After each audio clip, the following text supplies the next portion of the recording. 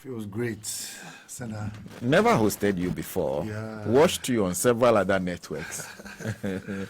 You've been very active, at least over the last 4 years. Right. Yes. Right. Thank you for having me. Feels great that the first time having me in your studios, I appear here as Deputy National Communications Officer. And I'm proud. I'm happy about that.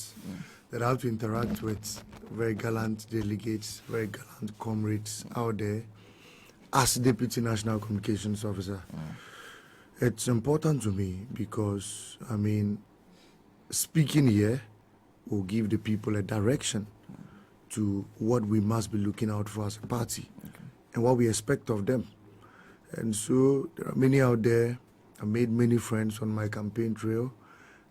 I intend keeping all of them because it built up a lot of momentum in me. A lot of them motivated me, inspired me. There were many out there that kept praying for me throughout our tour. I touched base in virtually all constituencies in this country. And not just because I wanted to campaign, but because I wanted to see and have first-hand information about what was really happening down there in the constituencies.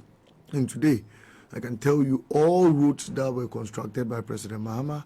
I can tell you all the abandoned projects of of President Mahama, abandoned by Nana Akufo-Addo. I can tell you all projects that they claim to have started that, are still at the foundation levels and what have you. And so, I had first touch of a lot of things. I represented on radio stations throughout my tour. I interacted with a lot of media personalities and what have you. And Sena, I can tell you on record that, you guys are putting up a great job here in Accra. You are doing so well for the party. Look, you go to a lot of radio stations and again, many of you up here are fortunate to have very befitting studios like this. The places I went to that, as we were going, they said there was a radio station there. I said, but how can a radio station be in this corner? But it's part of the work. So yes. I'm happy, I'm privileged to be before you today, to have you, very fantastic senior media personality of your kind, interviewing me. It's such a privilege. Well, it's a privilege having you too, especially considering I saw your numbers in terms of the number of votes you pulled. How did you pull off that? Because you are going against, among the names you were going against were two people who were incumbents. Right. So it means that in order for you to win, you have to be either the first or the second. Exactly how do you pull that magic off? I believe I've gone through the system. And what I believe is that our works over the years just needed to pay off. In some way, somehow, the people needed to appreciate whatever efforts we had been putting out there. Over the years, I haven't just represented on radio or TV stations. I've been at the forefront of even demonstrations. And there's no demonstration that I'll represent in that I won't become a topical matter. In the recent demonstration we held at Obrasport, where we had a 2-day demonstration, I had a rough engagement with the police personnel. My name was part of the wanted persons by the police, because they accused me of burning ties on the road and demolishing public property and what have you. Many of the search were false. But, we had always been at the forefront. I had single-handedly organized a massive demonstration in the northern region.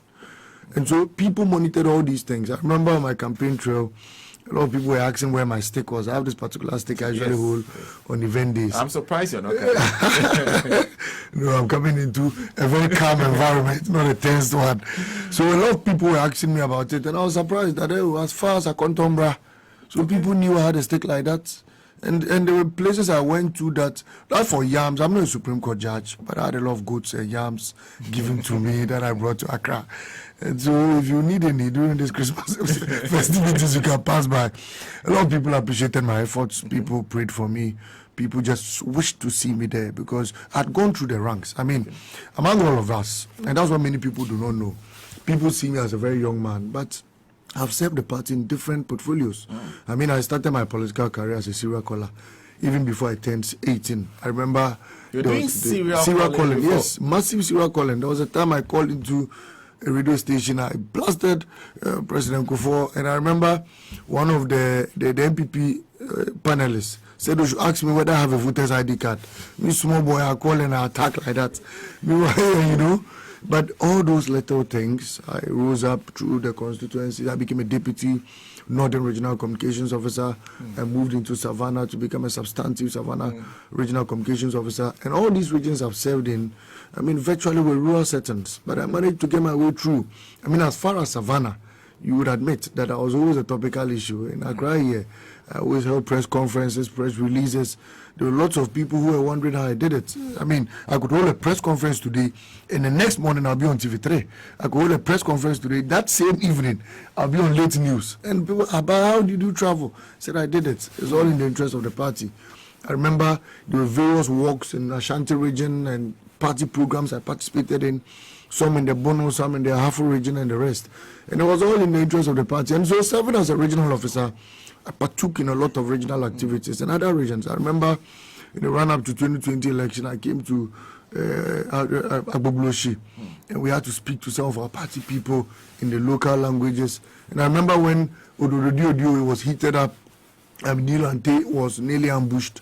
We had to call some of our guys to go and represent, and then help him out of the hotel when he was surrounded. And so we have been partaking in lots of activities, and people noticed it. I mean, there were lots of constituencies I visited that, I mean, I get there and they tell me not to deliver any message. What I've done will pay will serve as a point of contact that they will use in voting for me. And I mean, he kept repeating, not one, not two, not three. I mean, close to 50 constituencies I went to gave me massive endorsements. I mean, there were other people who were campaigning and putting pictures out there and what have you. No, but I said no. I was having a submarine approach. Once in a while, I throw something out there, and there were lots of endorsements. Look, I tell you on record, Sena, that if I had kept some endorsements out there, many of my competitors would have backed off the race because there were public pronouncements. There was a place I went that so many, about 5 constituencies gathered, kept me in the middle and laid their hands on me and prayed for me. So if I had put that out there, I mean, you wouldn't have even visited those constituencies any longer. They were Ashanti region places, Bantama, they even generated a song for me. Malik Basintale, Bantama. I mean, it was so massive. Lots of other people I went to took me to even their chief palaces for the chief to bless me. And I mean, I was so proud, so impressed that, wow, this wasn't just a tour. I was a mass and gathering many more blessings. And as I sit here, I sit in divinity. I'm very, very blessed. Yes, I thank you now. Lots of prayers in your head. The anointing. Still on me. And I gathered all this throughout my trail. So all I want to say is I want to thank all our gallant delegates out there, all our very gallant comrades out there who had confidence in me, who believed in me from day one. The original chairman, I mean, first of his kind, declaring for me openly.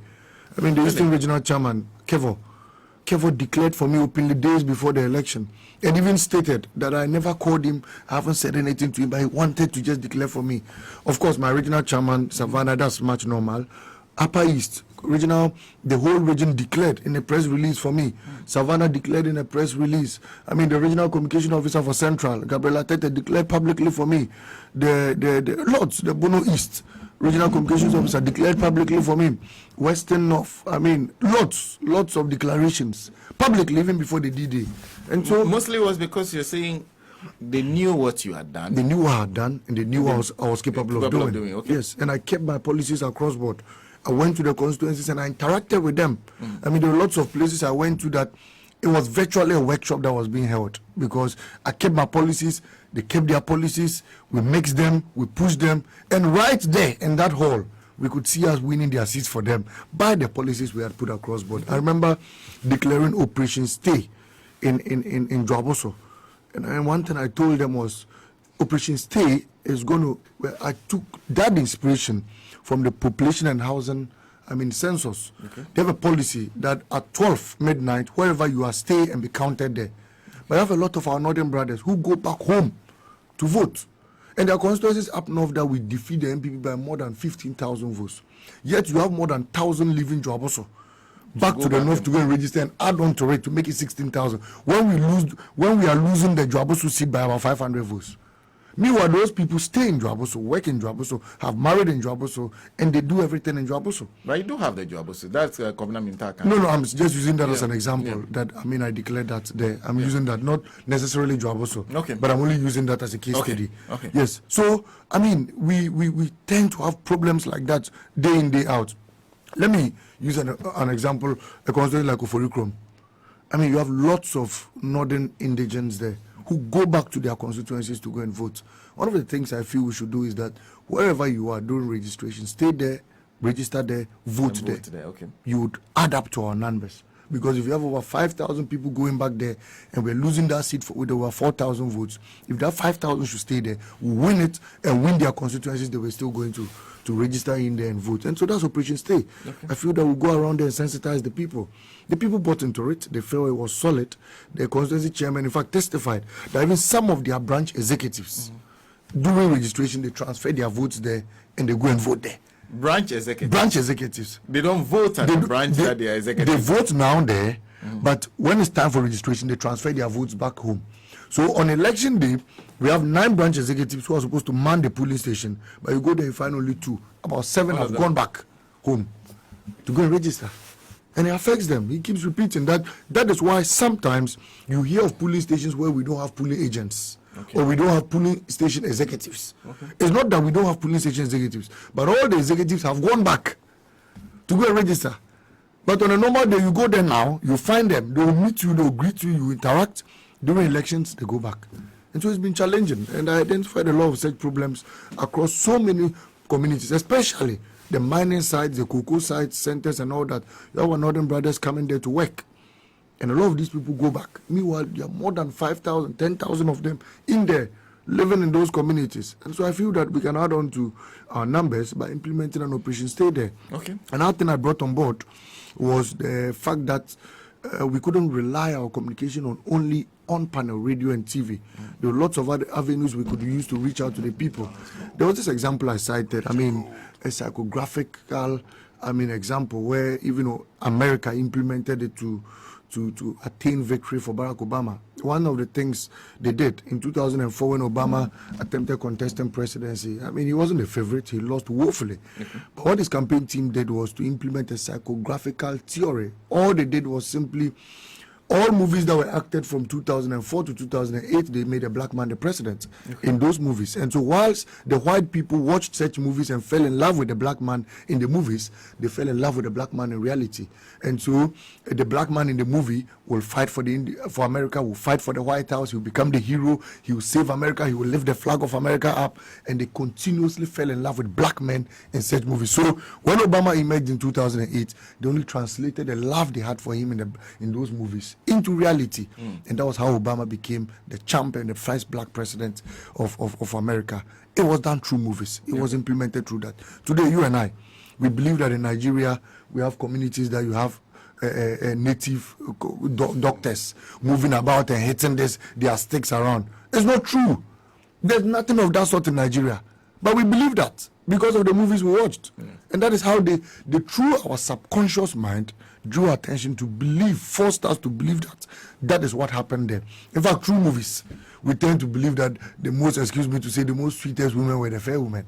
Because in movies, anytime they are going to give a rich man a woman, they say he wants a fair woman. He wants a fair woman, true of us. And that's how we believe that. So we can use other avenues to communicate our messages. And I believe that is one of the things we must do. All the propaganda theories of NPP in 2015 was by using movies. Anything that went against the NDC, they acted a movie with it. And I remember one of such movies, Yao Dabo went to befriend a young lady.